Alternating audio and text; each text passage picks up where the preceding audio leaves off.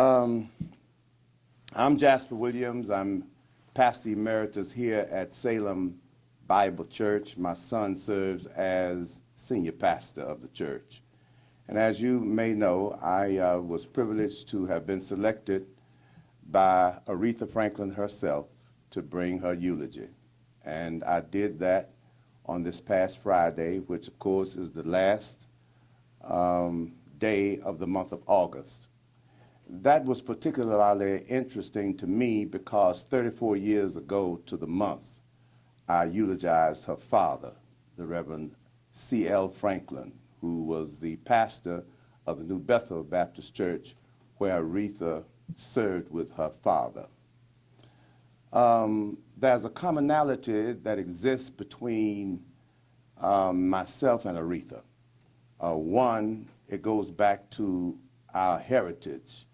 My father, my uncle, and Reverend C.L. Franklin were all from Mississippi. And when they came to Memphis, they came for the purpose of pastoring. And that meant in that day for those pastors, it was quite a thing for them to come from Mississippi and get to Memphis. Memphis in preacher talk was a kind of Jerusalem. Once you became a pastor in Memphis, it was a greatness about you as a preacher and bearer of the gospel. So my uncle, my father, and the Franklin family lived on Lucy Street, which is the street that Aretha was born on.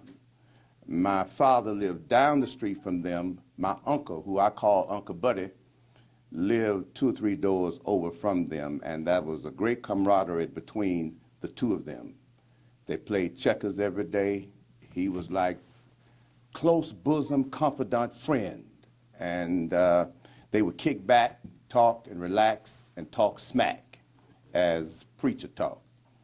And so that having come from Mississippi and all sort of locked the past with Aretha and my past in that we came to be friends as the years went on.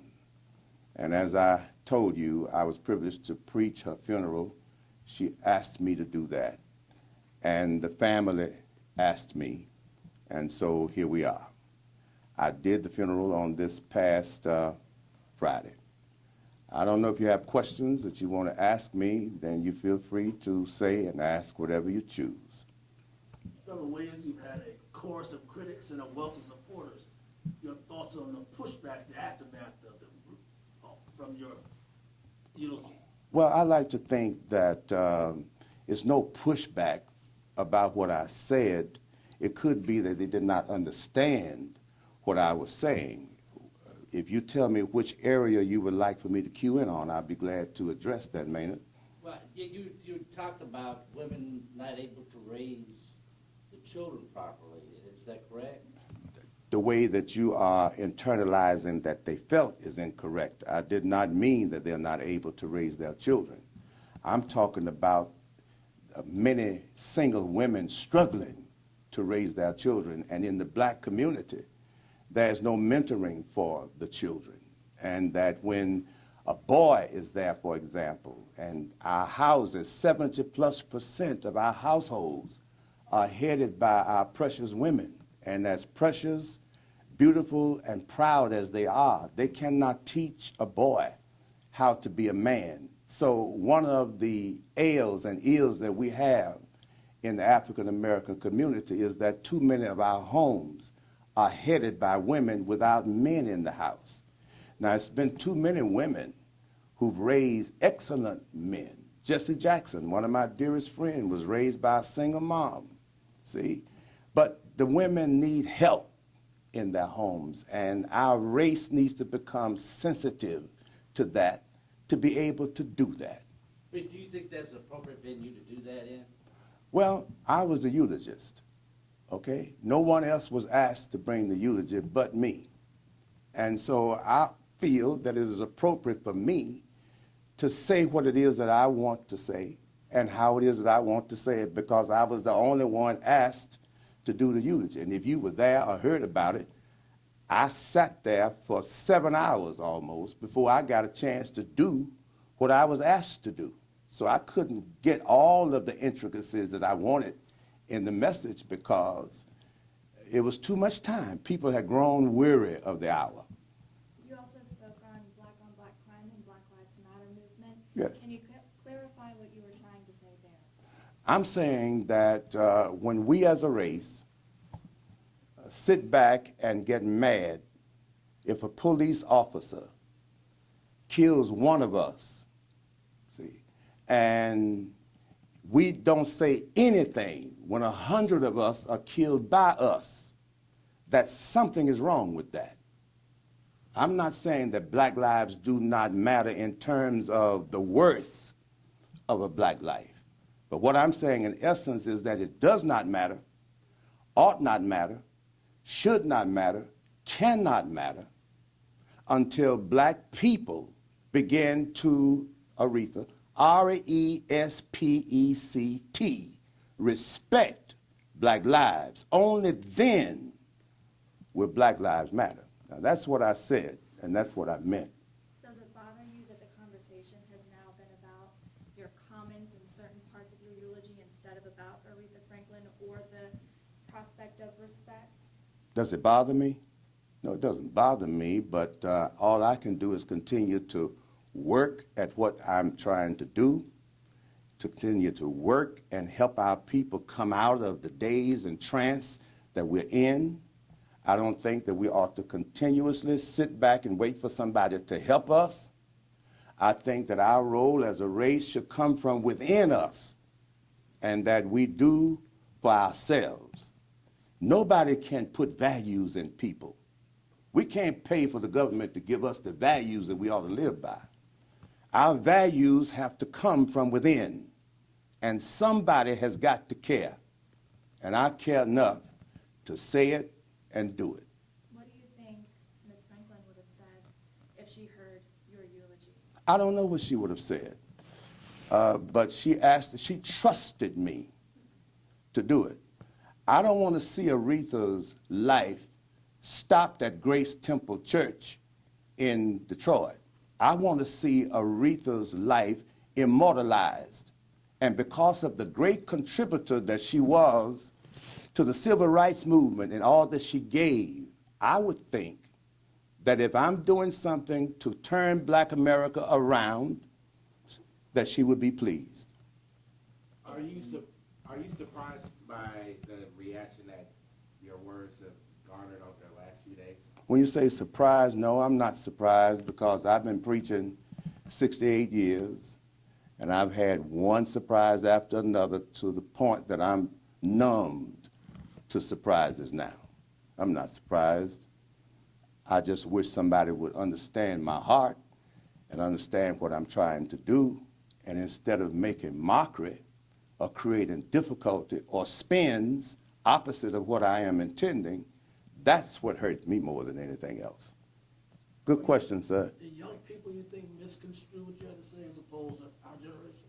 Has there been a chasm between what young folks are saying and Maynard, you've been around a long time, and one thing you know, the generations are the same. Not on just this issue, but there are innumerable issues where generations like you and I, and generations of the millenniums, the net generation, the we generation, however they choose to be called, can be opposite sometimes. But the point is this: whether you old school or new school, respect for each other is the key to us changing the road that we're on as a race. How did your congregation this morning, how did they come to you? Or did they say something to you about it, or? Everybody came to me congratulating me. They were happy about what I said. They congratulated me. And the reason is because they know what we have been trying to do way before this eulogy came about. See, I'm not working to be on television. I haven't called either one of you all to come and have an interview with me. I don't care whether you're here or you're not here. I'm going on and I'm going to do what we need to do because it has to come from within our race. Pastor, Yes, sir? yesterday I spoke as a panelist in Macon, Georgia, at a prayer breakfast that dealt with the violence deaths in the Maconville County community.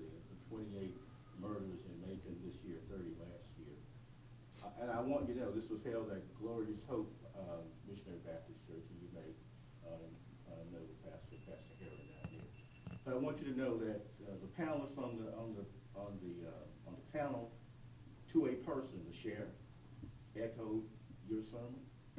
The coroner echoed your sermon. There was a judge, a magistrate court judge, echoed your sermon. And of course, that was me, and I echoed your sermon. It appears to me that your eulogy has brought some sore spots out in the black community that probably need to have the light shine upon them ages ago. Now that they're front and center, what can you do, or have you thought about, now that these issues are before the public, carrying them forward? It's probably time to have a dialogue about these issues, because for far too long the black community has said there's nothing wrong with us. When someone pointed to the fact that blacks were killing blacks, they would say, shush, shush, we got to really jump on the police officers for doing it. But you seem to break that paradigm. What can you do in the future to keep this issue alive in the community so that we will have a good, frank, and honest dialogue and tackle this problem? Because as I believe you aptly put it on Friday, if we do not address this, we will never get our souls done. Sir, that's an excellent question, and I appreciate the time that you obviously have put into structuring that question. I feel that we ought to respect each other enough to listen. I don't care what another person's opinion is. My opinion alone is not all gold. I'm willing to listen to those kids. They got some things about themselves that we all ought pattern after. So if I'm going to stand up here, I'm not standing here to be the Lone Ranger, like I know everything and been everywhere and have done everything, because I'm not. I would love to sit and listen to whatever they say. They may say something that we need to mesh into what we're doing. It's going to take all of us to turn Black America around, all of us, even those who don't want to. It's going to take that. You said the sermon was Thank Aretha you. Franklin, the queen of soul. But black people have lost their soul. Was that part of that? Or those are the dots you try to connect?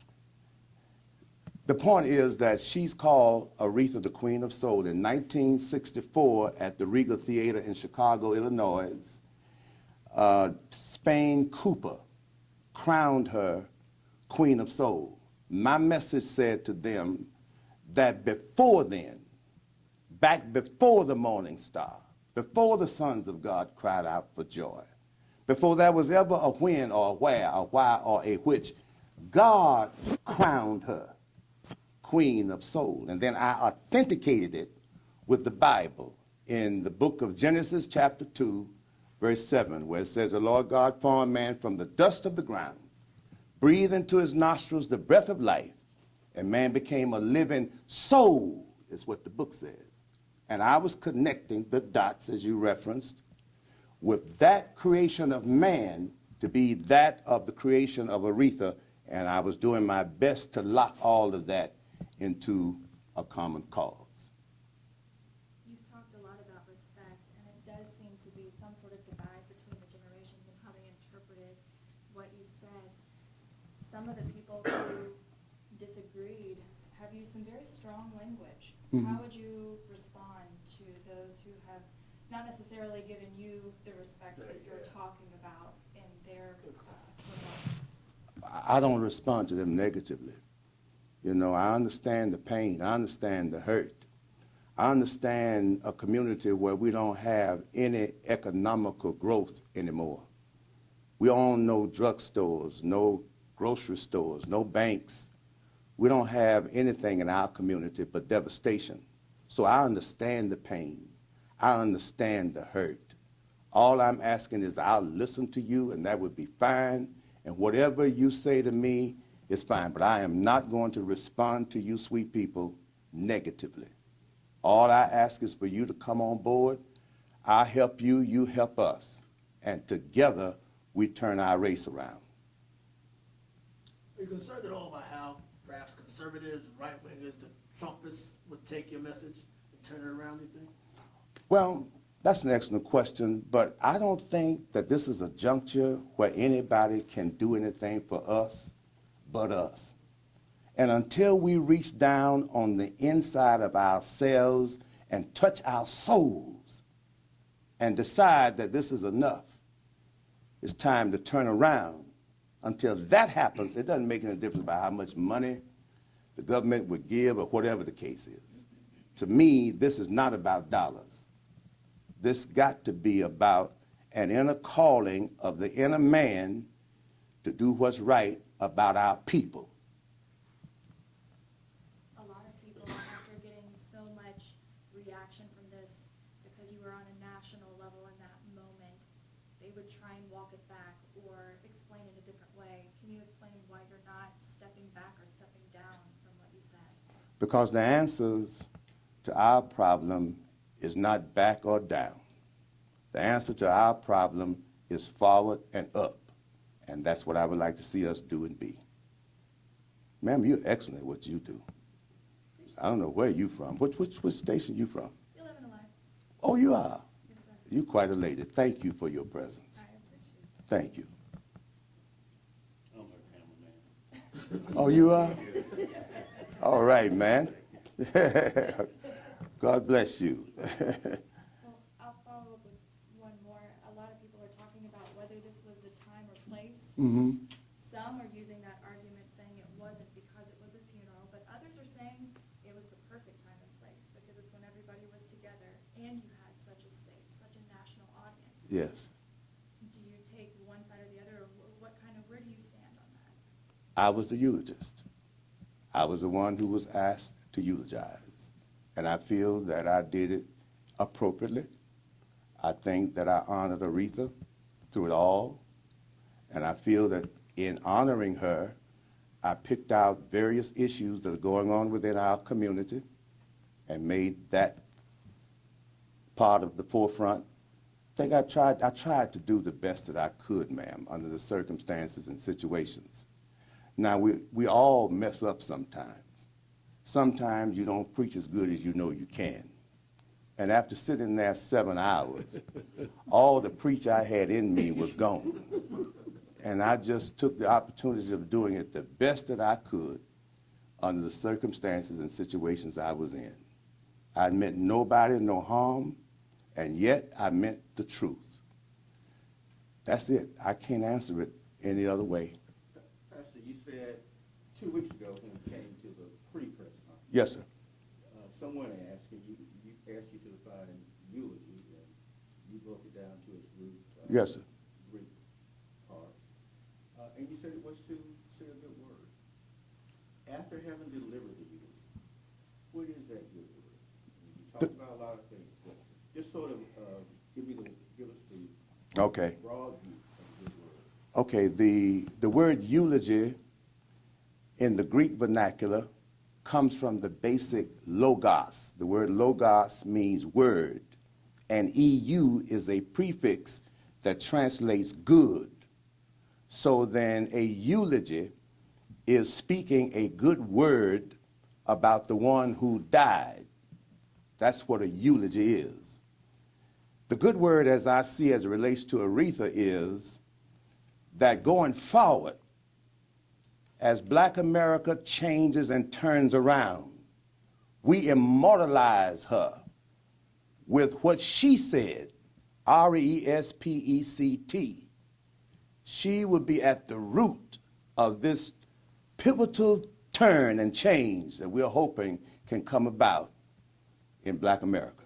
Do you think that eulogy met that standard? I don't know, do you? I don't know, I don't like to brag on me. But whatever way you feel is all right with me. If you think it did not, that's fine. I received that as well. If you think it did, I'm fine with that. But what I think is what I did. Now, whether it's negative or positive to you, sir, I don't know. But it's what I meant. You have a curriculum moving forward now, right? It's not just. Yes, I have a curriculum and all of that, and I have a plan for what we're doing, but I don't want to talk about that now. on down the line. This is a race thing. This is a thing with our race. I don't want to publicize what we're going to do and how we're going to do it. I just want us as a people to get it done.